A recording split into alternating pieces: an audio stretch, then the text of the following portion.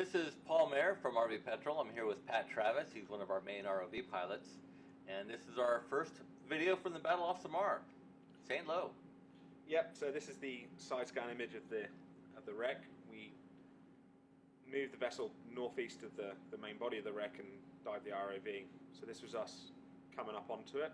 We were in what we identified as the starboard quarter, and at the bottom of the picture you can see the starboard prop shaft. Yeah, you can see the shaft coming out there. So it looks like you moved up the starboard side here and there's quite a bit of damage. Yeah, there wasn't really much above this point. This was sort of the extremity of the wreck in the northeast corner. As we said, it was the starboard quarter of the vessel.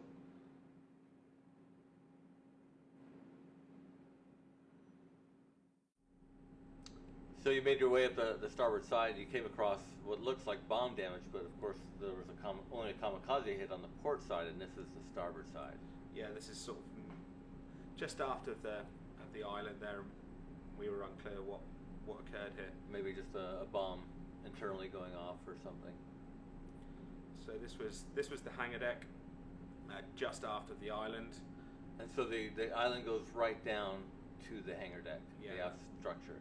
Yeah, that appeared to be correct from the drawings and the pictures we had of St-Lo. So we a bit cautious here. We had the overhead to deal with. You can see the soft line hanging down, the blocks overhead. So we had to have a little bit of a standoff as to not get entangled.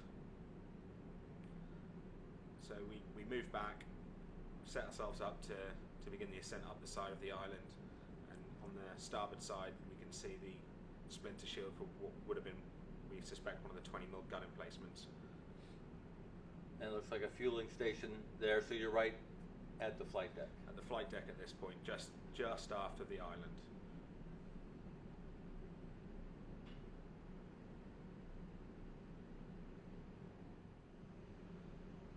So coming into view now is we're on the flight deck level on the starboard side. Just ahead of us is the start of the superstructure that was above the flight deck. And on the port side we had a small doorway which we could read the ident over the top of, which was the crew shelter.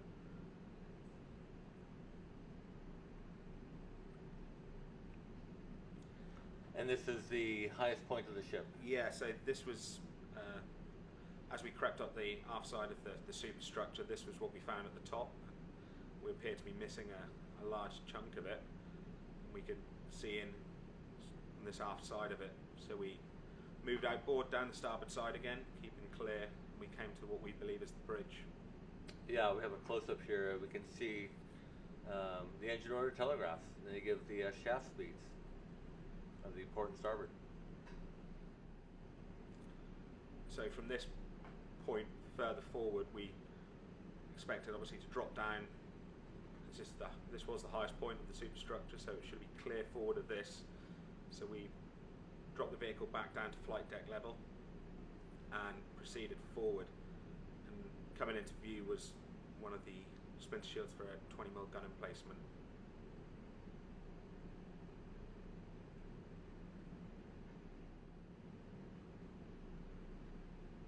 So we kept a bit of a standoff with the RAV, mostly because we're unsure of what was coming ahead of us. We have the obstacle avoidance sonar on the vehicle.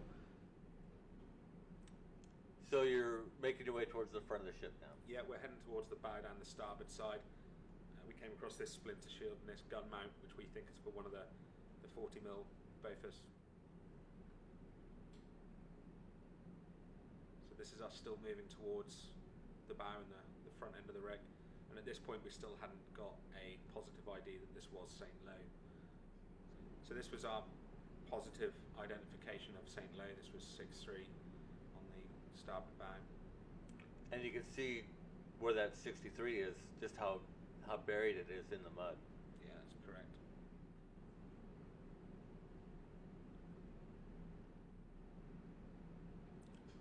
So here we're at the bow. This is the starboard side anchor. Yeah, that's correct. We were cleared our overheads here at this point to make sure we could safely come down here. So there's no flight deck above the bow? There was no flight deck above the bow like the images we have of St-Lo.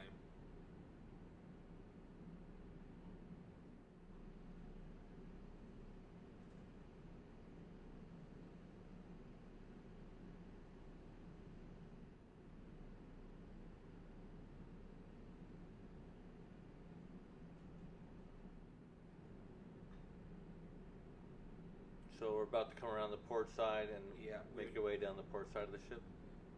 That's correct. So once we got set up to make our pass down the port side, we came across this on the port bow. This is a paravane. It's a mine countermeasure tool. Yeah, so they would tow it from the ship. It would had wings on it, so it would dive down, and you can see the blade towards the front of it, which would cut the lines holding the mines to the bottom.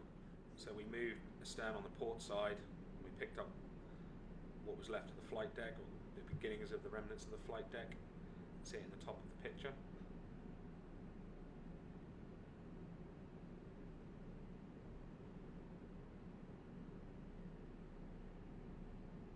And this, we pushed over the top, was the opening for the forward elevator.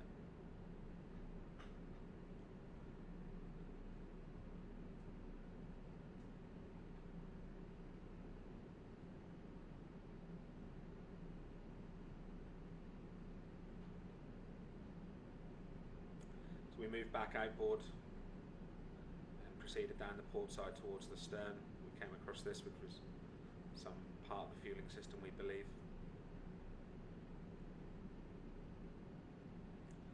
A 20mm Oerlikon still on its mount. This was about in line with the main superstructure. So this is the port side of the ship, but Yeah, at this moment in about, time, about even with the about superstructure. even with the superstructure.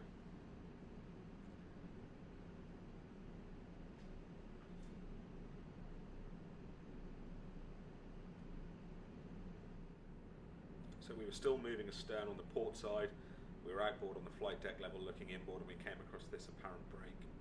There was a lot of the flight deck missing at this point as well.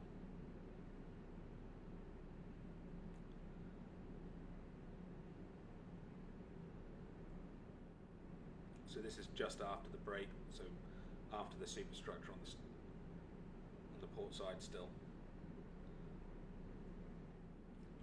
So this was as far astern as we got, followed the main body of the wreck till we started to lose the wreck. We followed it down to the mud line and we found the port side propeller shaft.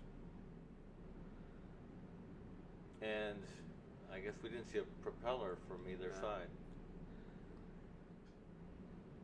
So then you came back up to the deck level and started heading back towards the superstructure. Yeah, that's correct. From the port side, we came up and started to move back towards the bow.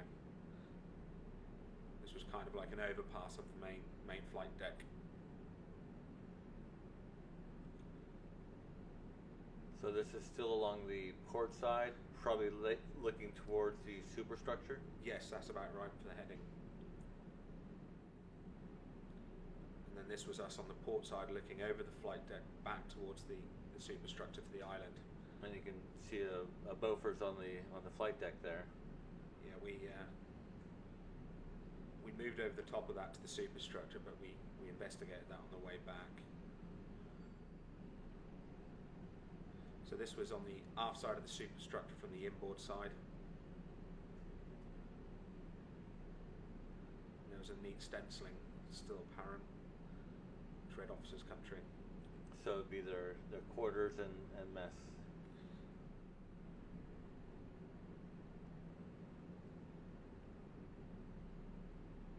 This was on the main flight deck level. This is a bulkhead door moving internal of the superstructure of the island.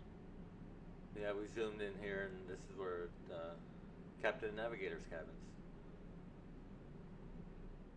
This was the Beaufort that was seen as we moved into the superstructure. It's odd that the Beauforts are on the corners of the ship, but here this is about the middle of the ship, and one of these Beauforts ended up there. Yeah, laying on the deck and unsecured. It's just where it came to rest. Yeah. And so from here, you left the ship. Yeah, from this point we came off the port side and started moving south through the debris field. Picked up another 40mm. And in this one, looks like there's a helmet there towards the right side of it. And unfortunately, we do see a lot of plastic in this area. So you came off the ship and started moving through the debris field. Yeah, we started moving south for the main wreck. We used the ROV sonar to pick out the larger contacts. This was one of them, and it appeared to be what we thought was some inverted deck. Yeah, we were able to actually match it up later. This is the port corner of the forward port corner of the flight deck. You can see the black there in the picture, and it matches up with the dazzle paint job in the photo. And so from here you recovered. You didn't go any further down through the debris field. Yeah, we were 4,800 meters down near enough, and it was a large strewn out debris field, and operational constraints didn't allow us to proceed through it.